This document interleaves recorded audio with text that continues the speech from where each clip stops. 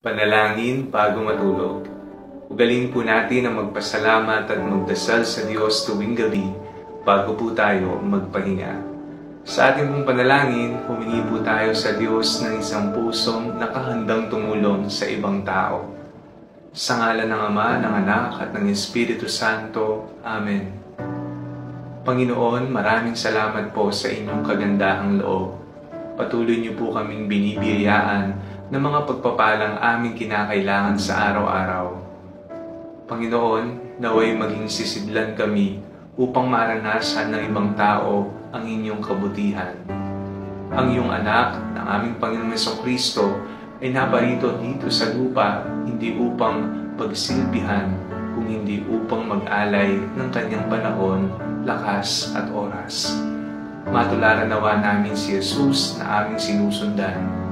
Bigyan niyo po kami ng lakas nang sa ganon magkaroon kami ng isang pusong nakahandang mag-alay ng sarili para sa iba. Ito po ang aming panalangin bago matulog sa ngalan ni Jesus na aming Panginoon. Amen. Sa ngalan ng Ama, ng Anak at ng Espiritu Santo. Amen.